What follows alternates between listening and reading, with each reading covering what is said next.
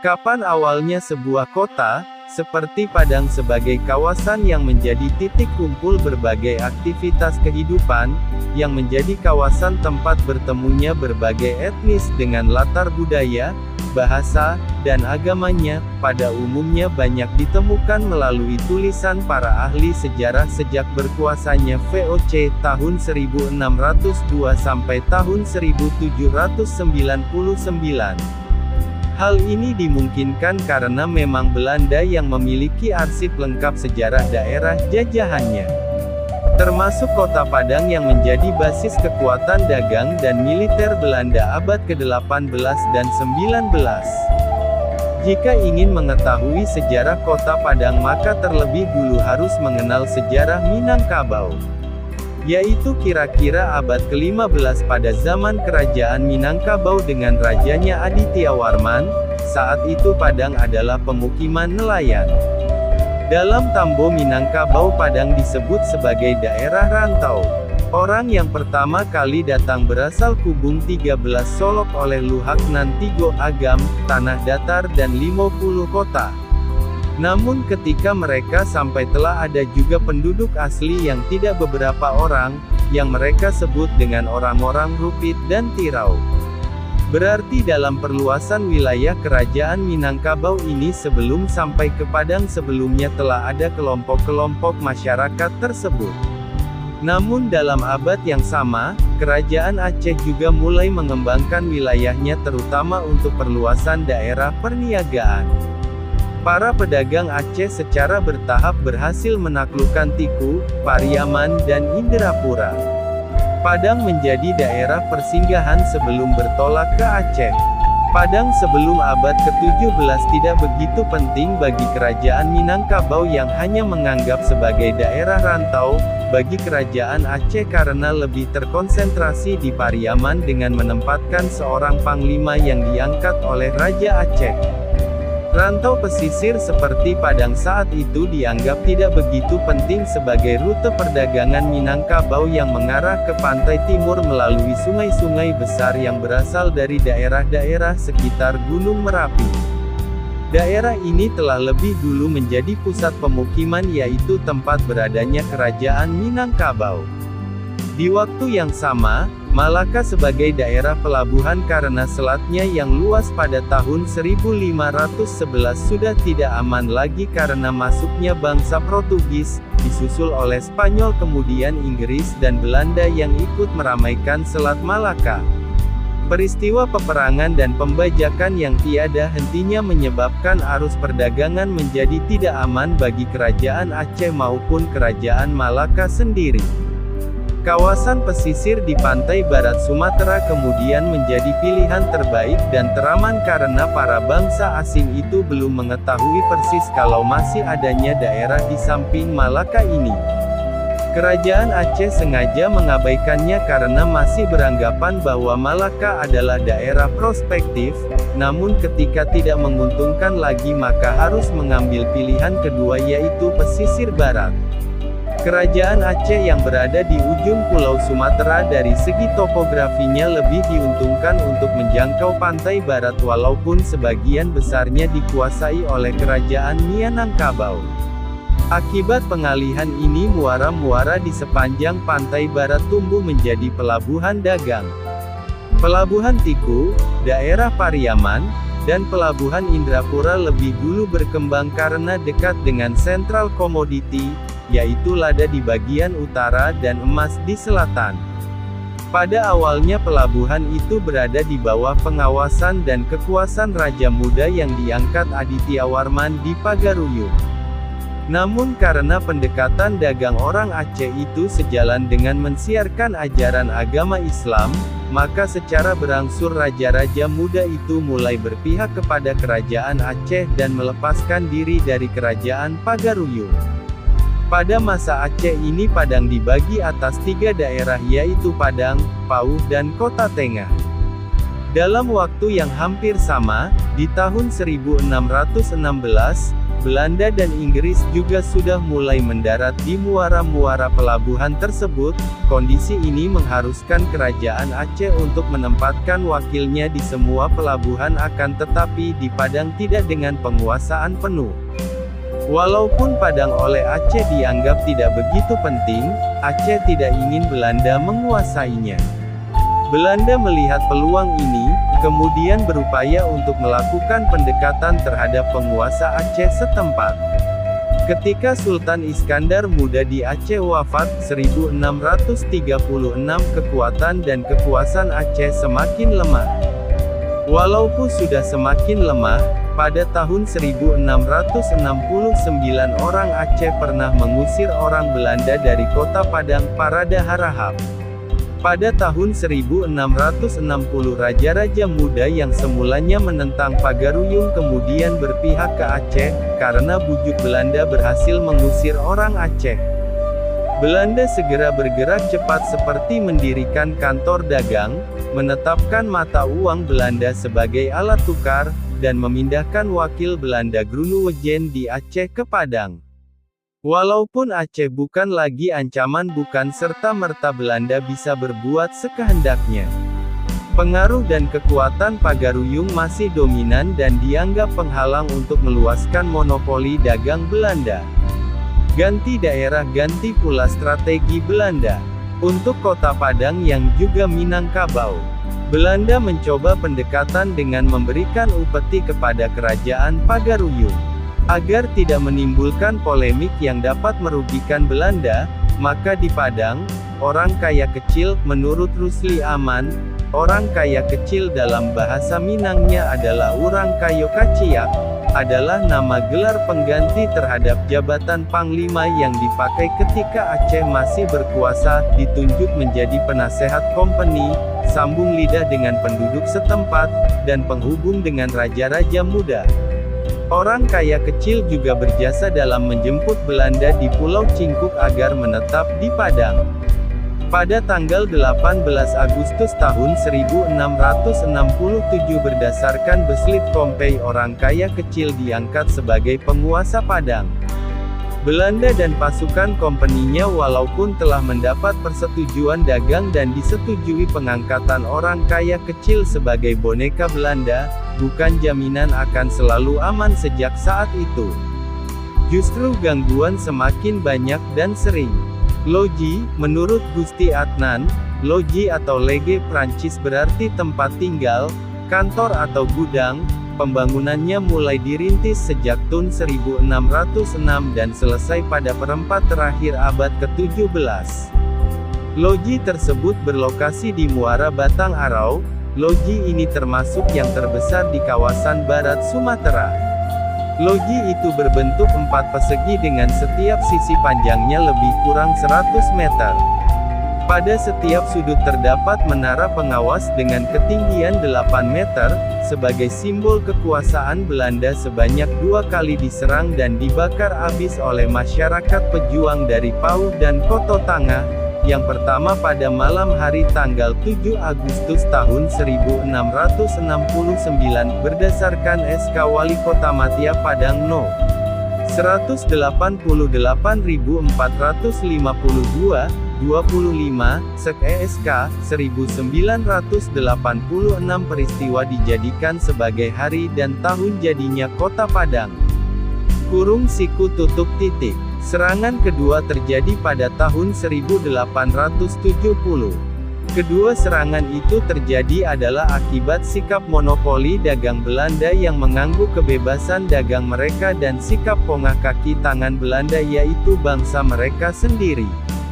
Pada tanggal 20 Mei tahun 1784, untuk pertama kalinya Belanda menetapkan Kota Padang sebagai pusat kedudukannya dan pusat perdagangan di Sumatera Barat. Tahun 1793 kota ini sempat dijarah dan dikuasai oleh seorang bajak laut dari Perancis yang bermarkas di Mauritius bernama Francois Thomas Lemim, yang keberhasilannya diapresiasi oleh pemerintah Perancis waktu itu dengan memberikannya penghargaan.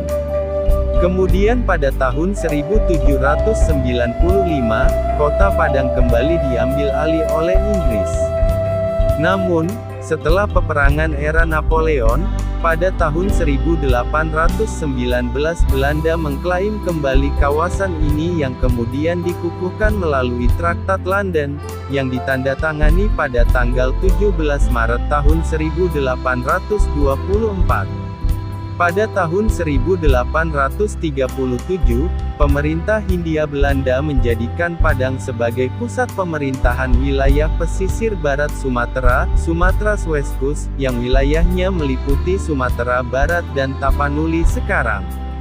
Sampai akhir abad ke-18 kota Padang hanya sekitar Batang Arau, Kampung Cina, Kampung Keling, Pasar Gilir, Pasar Mudik, Pulau Aya, Ranah Binuang, Alang Lawas dan Seberang Padang.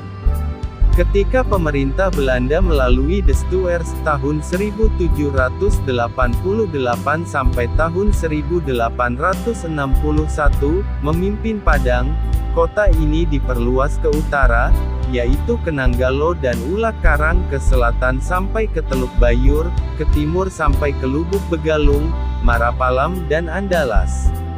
Pada masa itu terjadi peralihan di mana wilayah dikepala oleh penghulu kemudian diganti dengan sistem pemerintahan fek atau kampung. Penghulu fek bukan lagi kepala pemerintahan atas kaum atau suku, tetapi atas nama kampung atau fek. Masing-masing fek yang tercatat adalah Fek I, Kampung Mata Air dan Kampung Durian.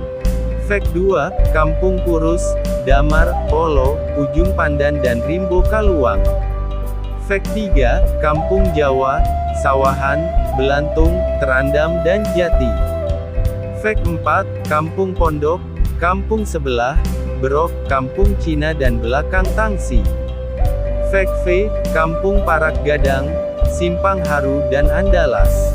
Fek V, Alang Lawas, Ganting, Ranah Binuang, Pasagadang, Kampung Nias dan Palinggam. Fek 7, Teluk Bayur, Air Manis, Seberang Padanga dan Kampung Teleng. Fek 8, Nanggalo dan Ulak Karang. Pemekaran selanjutnya daerah kota kemudian diperluas dengan membentuk Fek IX yaitu Lubuk Begalung, Sungai Barame, Parak Lawe dan Gurun Lawe. Kesemua penghulu fek tersebut bergabung dalam satu dewan yang bernama Dewan Penghulu Fek yang diketuai oleh seorang rejen yang diangkat oleh pemerintah Hindia Belanda. Rejen didampingi oleh seorang wakil. Dalam beberapa literatur tercatat wakil rejen ini memiliki jabatan yang bernama Bandaro, Kadi dan Imam. Pada tahun 1905 berdasarkan ordonansi Gubernur Jenderal Hindia Belanda April tahun 1905 batas-batas kota Padang ditetapkan. Kemudian berdasarkan lembaran negara No. 321 tahun 1913, daerah di kota Padang dibagi atas beberapa distrik, yaitu Distrik Tanah Tinggi, Distrik Batang Arau, Distrik Binuang, Distrik Koto Tengah, Distrik Pau IX, Distrik Sungkai, Distrik 7 Lurah Pau V. Ketujuh distrik itu disebut juga Luhak yang dikepala oleh seorang asisten residen, tapi dalam keseharian dikenal juga dengan nama Tuanku Luwak. Di samping ketujuh distrik tersebut, kota Padang juga dibedakan atas dua bagian yaitu, Padang Kota, di dalamnya terdapat distrik Tanah Tinggi, Batang Arau, dan Binuang, dan, Padang luar kota yaitu distrik Koto Tengah, Pau IX, Sungkai dan Pau V. Menjelang masuknya tentara pendudukan Jepang pada tanggal 17 Maret tahun 1942, kota Padang telah ditinggalkan begitu saja oleh Belanda karena kepanikan mereka. Pada saat bersamaan Soekarno sempat tertahan di kota ini karena pihak Belanda waktu itu ingin membawanya turut serta melarikan diri ke Australia.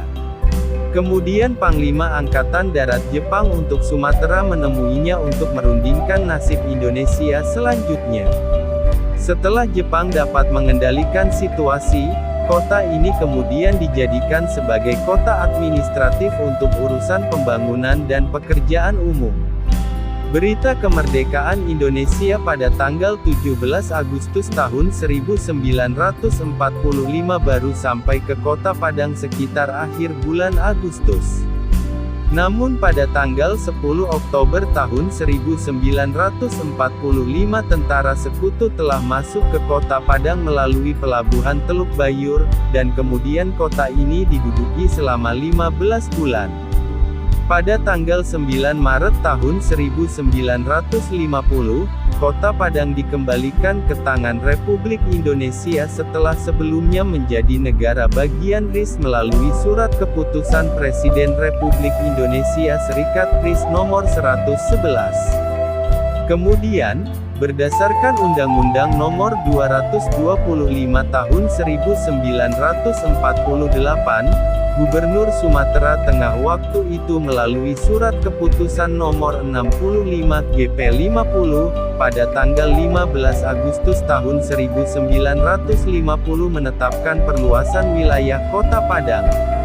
Pada tanggal 29 Mei tahun 1958, Gubernur Sumatera Barat melalui Surat Keputusan Nomor 1 PERGRAMPD 1958, secara de facto menetapkan Padang menjadi ibu kota Provinsi Sumatera Barat, dan secara de jure pada tahun 1975, yang ditandai dengan keluarnya Undang-Undang Nomor 5 Tahun 1974 tentang pokok-pokok pemerintahan di daerah.